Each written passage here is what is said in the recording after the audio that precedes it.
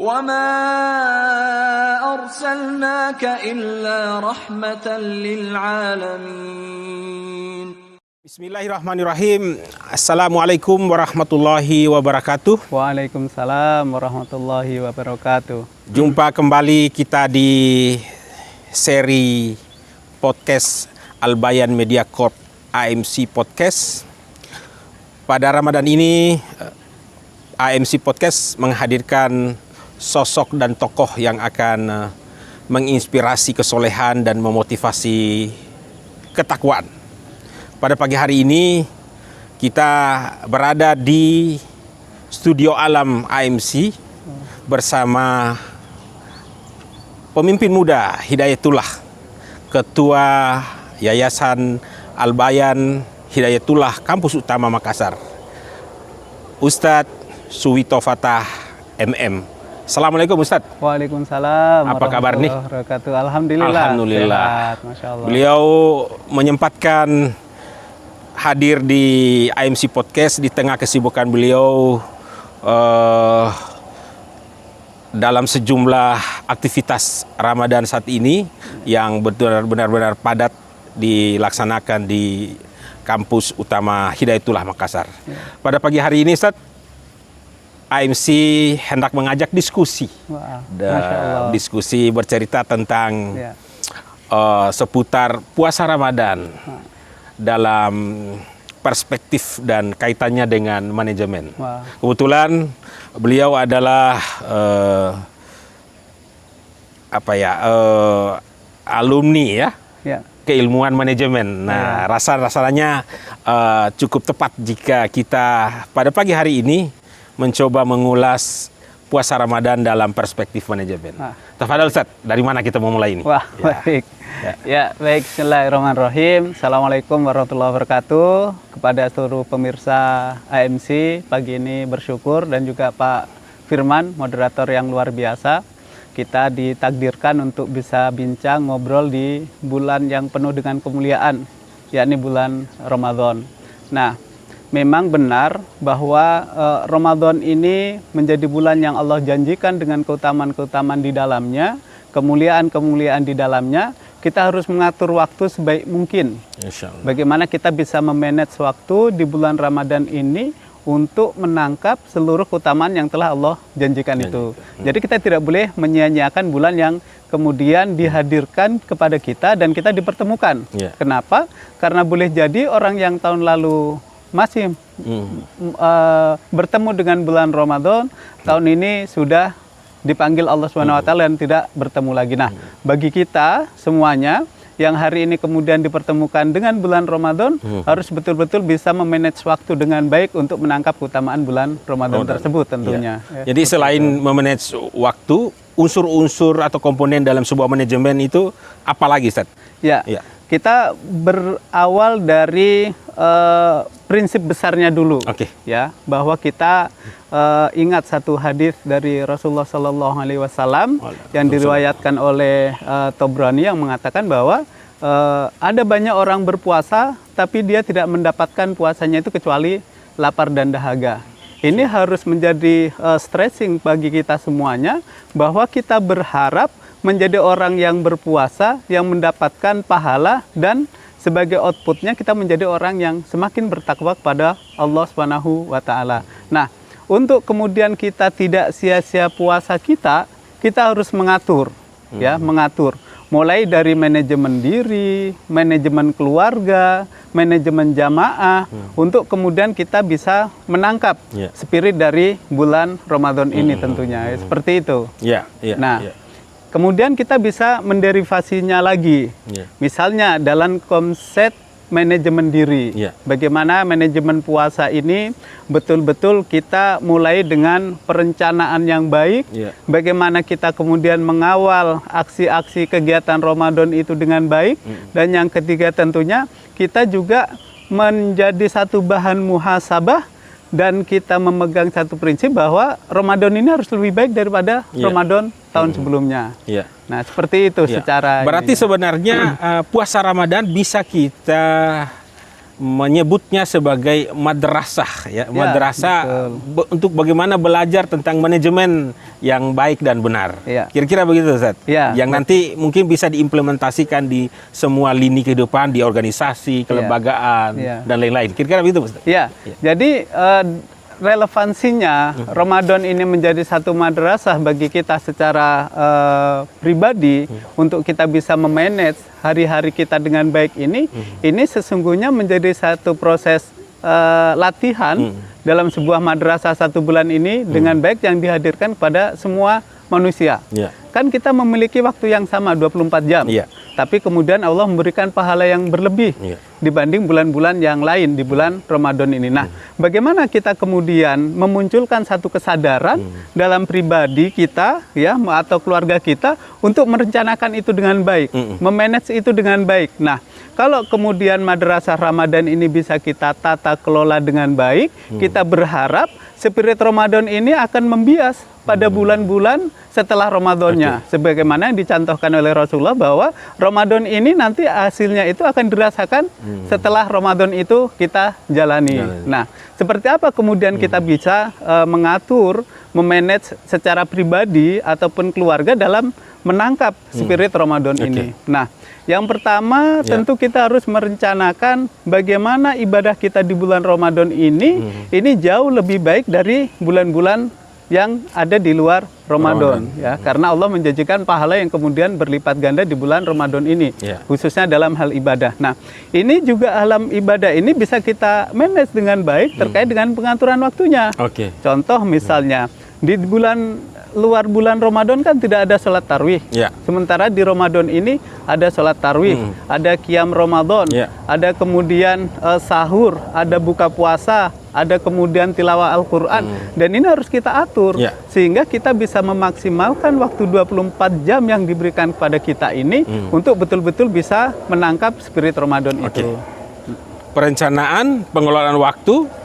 Komponen ketiga selanjutnya, Ustaz. Nah, ini harus menjadi bahan untuk kita bermuhasabah. Ya, bermuhasabah di sini itu juga menjadi ada 2 elemennya. Yang pertama menjadi muhasabah kita bersyukur bahwa kita dipertemukan bulan Ramadan. Yang kedua menjadi doa. Ya, ini kan kemudian menjadi ruang yang sangat baik bagi seorang Muslim untuk juga memaksimalkan doa kepada Allah Subhanahu wa Ta'ala. Nah, kembali ke perencanaan lagi. Jadi penting kemudian bagi kita ya secara kesadaran pribadi untuk kemudian di bulan Ramadan ini harus bisa sudah mengatur waktu. Misalnya kita mentargetkan dalam bulan ini itu bisa khatam misalnya 3 kali dalam bulan Ramadan ini. Ya tentu kalau kita secara umum akan sangat sulit di luar bulan Ramadan untuk bisa memaksimalkan baca Quran. Tapi Masya Allah di bulan Ramadan ini ada waktu dan kesempatan yang berkah yang kemudian kita bisa menikmati baca Quran. Betul. Tapi secara pribadi kita harus punya target. Ya. Sebagaimana target itu menjadi bagian dari perencanaan kita. Misalnya tadi kita akan menghatamkan Al-Quran 3 kali. Berarti kita harus atur nih. Oh, berarti kalau begitu saya 10 hari pertama ini harus sudah khatam Al-Quran. Nah, kalau 10 hari khatam Al-Quran berarti saya 1 hari harus selesai 3 juz. Nah, kalau 3 juz ini harus selesai, saya harus baca malam misalnya setelah tarwih berapa lembar, kemudian setelah sholat subuh, kemudian setelah sholat duhur, itu semua harus kita atur sehingga target yang kita rencanakan itu bisa betul-betul kita lakukan. Itu untuk baca Quran. Yang kedua, kita juga melakukan perencanaan bagaimana dengan sedekah misalnya. Kalau di bulan-bulan biasa kita tidak mengatur sedekah kita, tapi bulan Ramadan ini bisa kita atur. Kita bisa mengalokasikan khusus pos keuangan yang memang kita atur untuk sedekah. Misalnya kita sudah memprogramkan untuk sedekah subuh. Ya kita atur bahwa sedekah subuh dalam setiap hari di bulan Ramadan ini berbeda dengan hari di luar bulan Ramadan. Nah, konsep-konsep sederhana itulah yang kemudian menjadi bagian yang kita bisa optimalkan untuk betul-betul Ramadan ini yang betul banyak utamanya ini kita bisa raih dengan baik tentunya. Ada enggak dalam konsepsi manajemen betapa pentingnya sebuah perencanaan? Ya, karena antara lain misalnya salah satu quote yang saya kalau tidak salah ingat kalau kita tidak merencanakan sesuatu, maka sama halnya kita sedang merencanakan kegagalan. Artinya diksi itu memang dalam banyak hal itu berlaku umum. Ya, siapapun itu dan pekerjaan apapun itu.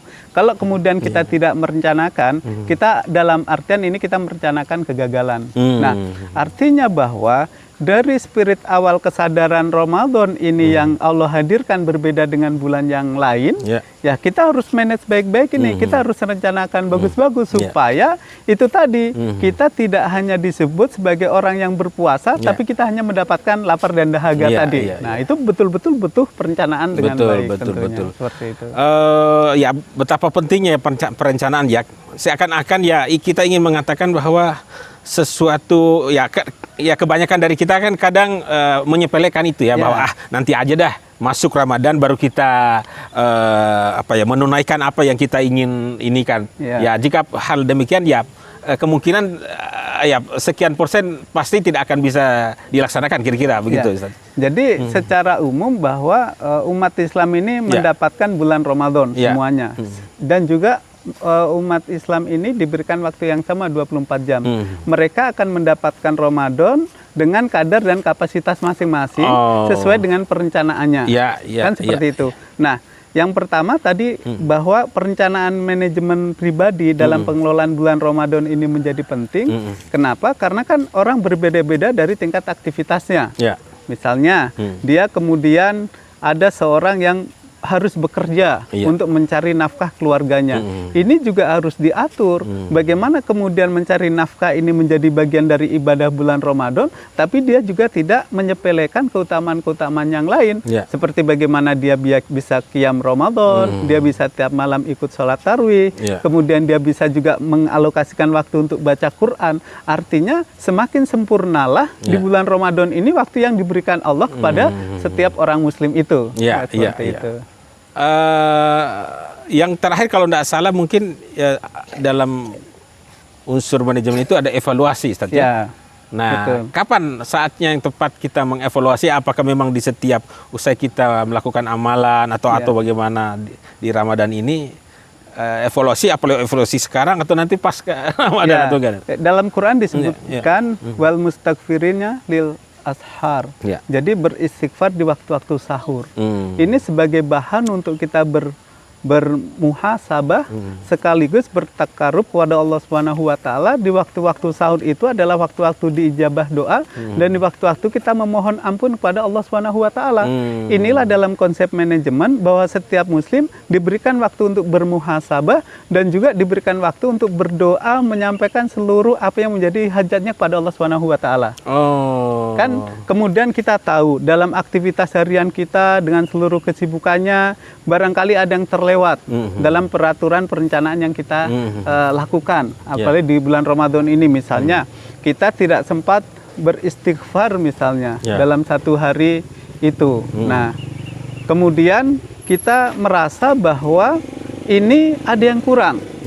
Sehingga itulah yang kemudian kita mohonkan ampun pada Allah Subhanahu wa taala di waktu ashar tadi. Jadi istighfar itu bukan sekedar menyebutkan astagfirullah, Ustaz, tapi dirangkai di dalam perasaan, pikiran itu menjadi evaluasi ya. Betul. Masya Allah. Artinya bahwa muhasabah ini yang kemudian barangkali ada yang terlewat, ada yang terhilang, ya kita mohon ampun pada Allah Subhanahu wa taala, beristighfar itu. Seperti itu. Jadi itu dalam ilmu manajemen ini muhasabah yang telah Allah berikan kepada manusia ini sangat luar biasa sebenarnya.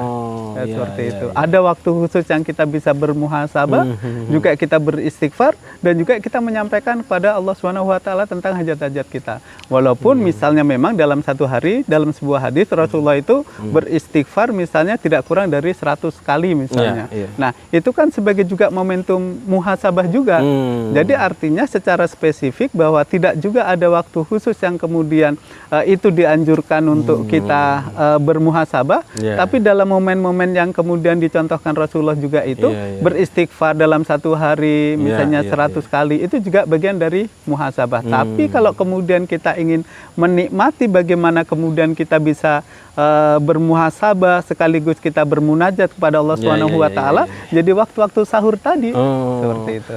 Jadi evaluasi itu bukan di akhir, tapi dalam Islam evaluasi itu di setiap kesempatan merencanakan dan usai melaksanakan amalan itu evaluasi itu. Betul, betul seperti itu. Misalnya kalau kita kembali kepada sholat, misalnya manajemen sholat, ketika setelah sholat kita beristighfar misalnya, ya sholat itu bisa jadi satu bahan evaluasi juga. Oke, baik.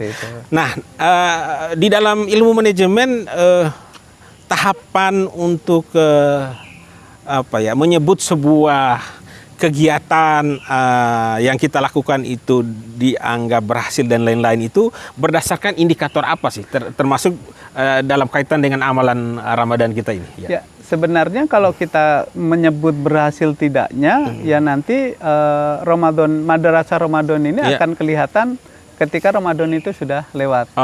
Adapun terkait dengan pahala, karena memang puasa ini untuk Allah Subhanahu wa taala, Allah sendirilah yang kemudian memberikan kadar pahala kepada setiap hamba yang melakukan ibadah puasa tersebut. Tapi kemudian indikator keberhasilan bahwa madrasah Ramadan ini mengantarkan seseorang yang kemudian mendapatkan keberkahan di bulan Ramadan ini, nanti akan kelihatan setelah madrasah Ramadan ini selesai. Misalnya bagaimana dia telah memanage waktu untuk baca Quran dengan baik, itu juga akan terus berlanjut ketika Ramadan ini telah usai. Jadi dia akan tetap juga melakukan kegiatan baca Quran harian misalnya. Dia tetap melakukan kegiatan-kegiatan ibadah sunnah yang kemudian itu dilakukan juga di luar bulan Ramadan seperti itu.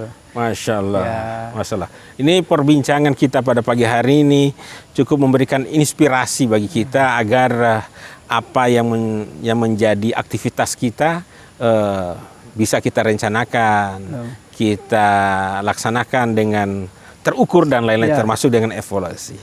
Closing statement, Ustaz? Baik, pemirsa sekalian, sesungguhnya Ramadan ini adalah bulan istimewa dengan pahala yang istimewa. Sehingga karena dia istimewa, maka perlakukan itu dengan istimewa. Salah satunya dengan mengatur waktu dengan baik, memanage dengan baik, agar Ramadan ini betul-betul kita bisa nikmati, kita bisa maksimalkan dalam ibadah pada Allah Subhanahu wa taala, untuk kemudian kita keluar dari madrasah Ramadan menjadi orang-orang yang bertakwa kepada Allah Subhanahu wa taala. Masya Allah, barakallahu fiik Ustaz. Jazakallahu khairan atas nasihat dan inspirasinya pagi hari ini. Demikian AMC Podcast untuk kali ini. Kita jumpa kembali di seri podcast selanjutnya untuk seri Ramadan, puasa Ramadan, dan perspektif yang terkait dengannya. Demikian, Assalamualaikum warahmatullahi wabarakatuh. Waalaikumsalam warahmatullahi wabarakatuh. Wa ma arsalnaka illa rahmatan lil alamin.